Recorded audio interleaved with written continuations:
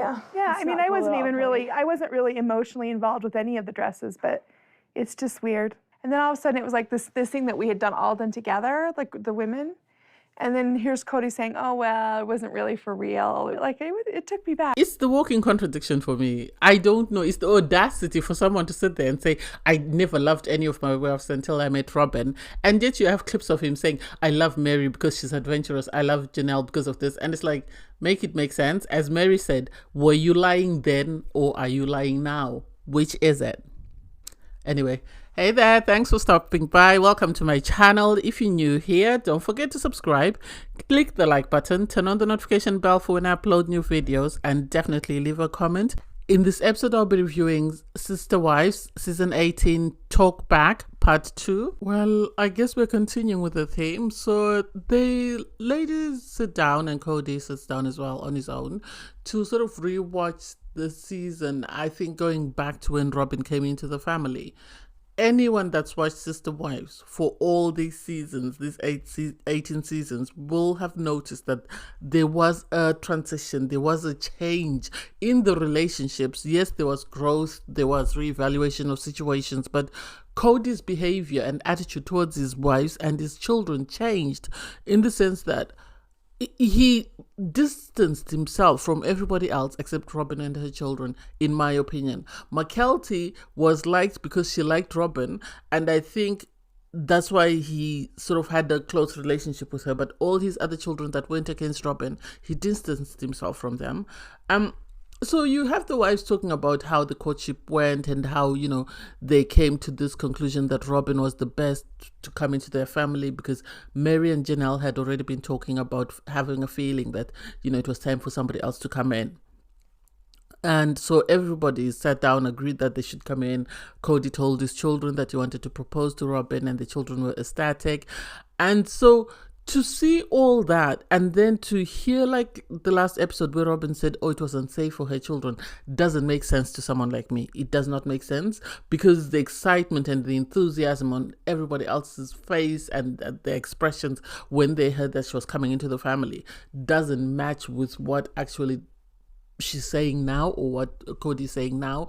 You see him talking about loving Robyn and loving all his wives, and yet now he's sort of saying, no, I never loved anyone. Robyn is the only person. And Mary is right to say he's trying to fit a narrative that he's trying to sort of play out.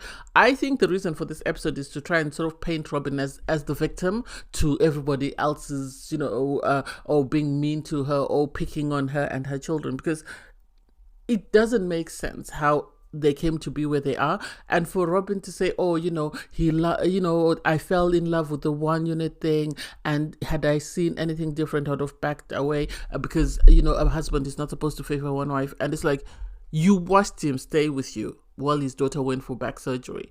Why didn't you tell him to go? Because he would have gone, he would have been away for most likely 2 weeks. By the time he came back, he could have isolated and come back to you once Isabel is in a better position. So please don't pretend to be confused, or don't pretend to be naive as though you didn't see what was going on. You were there, you watched it, and you enjoyed it because it was favoring you.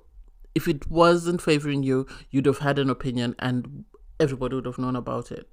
So they show the clip about the wedding dress. What do I think? I personally think Robyn just took the wives to appease them and to try and be in their good books. She didn't take them because she really wanted their input, as Janelle said, because it doesn't make sense that she took the wives for a wedding dress shopping and then she took Cody, and for Cody to say, why did the wives go without me? I needed to experience that as well. Custom or tradition says the husband should not see the bride's dress before the wedding day ceremony. So I don't understand why he needed to see the gown, because they say it's bad luck if he sees the dress before the wedding. So for him to say, I wanted to be involved, it doesn't make sense. And the wives are right to say that, why bring us along if you don't want our input? I think she brought them along because they were the money bags. They were the ones who were providing the money. And so she needed to appease them and make it seem like they were involved in a wedding when she knew that their input wasn't needed. It wasn't needed at all, because why else take them? she should have just taken them to say, okay, I'm taking you for your dress shopping. My gown, I've already found it, and that's okay. And then if she's going to try, she'll just say, oh, I want to see if I can find an alternative, but I already have my choice. And for her to say, oh, I told Cody not to tell the rest of the wives, why? Why try and keep it a secret if it's innocent? If it's innocent, why try and keep it a secret? If you meant no harm, why keep it a secret? She knew what she was doing. She knew there was some sort of malicious intent behind her taking the wives for the dress shopping and then later going with Cody and choosing the dress that she wanted to wear. There's no justification. There's nothing anyone can say to justify that action, because now that's a slap in the wives' faces, as they all said. The only thing is, I think all the wives were offended, but it was only Christine who was very outspoken about it, and Janelle said something, and Mary, as usual, just kept her opinion to herself, even though she felt some type of way, because I think Mary for years has tried not to rock the boat, and so she's tried not to say anything or do anything that might be offensive to anyone else, whereas Christine has been very outspoken, and in her being outspoken, I think this is why Cody had a problem with her. I think he loved her, but the fact that she kept holding his feet to the fire, even when she said to him, we chose you, you chose us, because you knew you had the capacity to love all of us. So things can't change because somebody else is here. And that experience showed the wives that their relationships with Cody were completely different to his relationship with Robyn, which he can't dispute. Oh, why is everybody saying I favor Robyn? Because you've shown it through your actions, buddy. You've shown it through your actions. I don't know which is worse, the lack of self-accountability, the lack of one's ability to self-reflect, the lack of self-awareness, because they show the family, when they left Utah and moved to Vegas and how panicked they were and they were in a rush and they just needed to leave. And they show some of the things that they used to do, like prayer circles, which stopped with time, I think, because the family lived away from one another and people grew and moved away from home and everything else that came with that. So it's sad, but that is one of the things that brought the family closer, or kept them close as a unit. And then there's this talk about Robyn announcing that she was pregnant with Solomon, and then the next time she was pregnant with Ariel, and she feels like the teenagers were not happy for her. What did she expect them to do? To do cartwheels, to be jumping up and down and hallelujah, thank you for having another child. They are right to be concerned. They know the struggles they faced as a family when they were in financial strains and they were having to sort of go without certain things. They just moved to Vegas, and I think at the time they were trying to adjust to their new environment. So the idea that they are unsettled and another child is coming into this unsettled environment would have made people feel some type of way. And for Robyn to hold on to it and say, oh, the teenagers weren't happy. What did she expect them to do? What did she expect them to do? And it seems every time she announced her pregnancy, Christine was always the first person. She was always static for her. She would run and hug her. She never acknowledges that. But all they can do is look for the bad and criticize Christine for every single thing that she did wrong in this family. I don't get it. And I don't get why, when I made the second announcement, at least the mood was better and everybody was more excited, but I was very tense. And it's like, that's because you were more settled. You now had your own homes. The children had stability. They had settled in Vegas. So they were excited because they could see that a new child coming into the family wouldn't disturb anything or wouldn't sort of cause uproar or havoc. So for you to continue to hold on to it took me a long time to forgive. To forgive who? And it's like, so it took you a long time to forgive who? And why? Why do their opinions matter? When you haven't shown or done anything to show that their opinions matter in any way. You had that child because you and Cody agreed to have a child. Don't blame it on everybody. And you can see they sort of shine a spotlight on Hunter. And it's like, that woman really doesn't like Hunter. For some reason, she doesn't like him. She just doesn't come out and say it, but she doesn't like Hunter. Whether it's because he was the one who was outspoken and said how he felt about certain things, or he didn't respond the way she wanted him to respond, well, he's entitled to his opinion, just as her children are entitled to their opinion, and she needs to leave him alone. So they show Cody's relationships with his OG3 wives and how he really was invested in spending time with them, going on hikes, going on, on the helicopter ride with Christine, going paintball fighting, shooting. And so he really tried to sort of spread himself evenly amongst his OG3 wives. But I think when Robyn came in and she made him the number one customer, as she said, he then distanced himself from the other wives and stopped doing all the stuff he did with his other wives. And you could see how caring and attentive he was with his other wives, irregardless of what was going on. But then with time, he just drew back and they sort of didn't know what to do. You can't force someone to love you if they don't love you. And you also get to see the conversation about IVF and, them deciding, or Cody decided he didn't want to do IVF anymore. I think this was him sort of realizing that he didn't want any of his other wives, and so he didn't want to bring in any more children, because it doesn't make sense that he was initially pushing for it and then suddenly changed his mind. And Mary's right to say that had she had another child with him, she doesn't know where that child would stand in regards Cody and his time and affection for that child, because they show a clip of Gabriel crying and then they show him with truly sort of trying to do whatever they were doing, and then they show him being the loving and caring father to Robyn's children.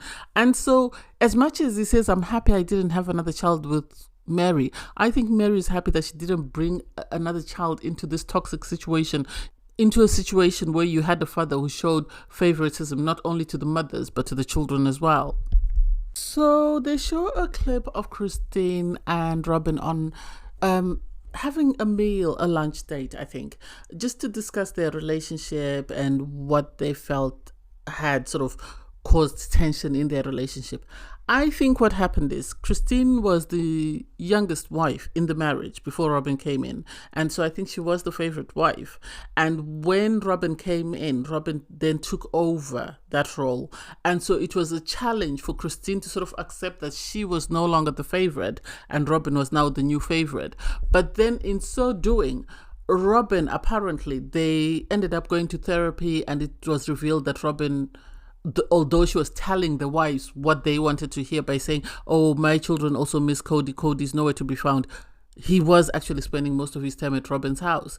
And so for me, the thing that I see and the reason why I sort of empathize and understand where Christine comes from by saying, I don't trust Robyn. I think Robyn played with these wives. I think she told them what she felt they wanted to hear. She made them feel or told them what they wanted to hear. She took them for the wedding dress shopping, even though she knew their opinions didn't matter. She was complaining about Cody being nowhere to be found when he was at her home because everybody else was complaining. So I think this is why all the other wives have issues with her, because she hasn't been sort of honest, or she hasn't been very transparent in what she does in regards her relationship with Cody or her relationship with the wives. And then we get to see Mary's catfishing scenario. I think Cody wants to justify his actions. Apparently, prior to the catfishing, Cody had already taken a step back from Mary. So for him to say he abandoned her and say, oh, but she was still in a marriage.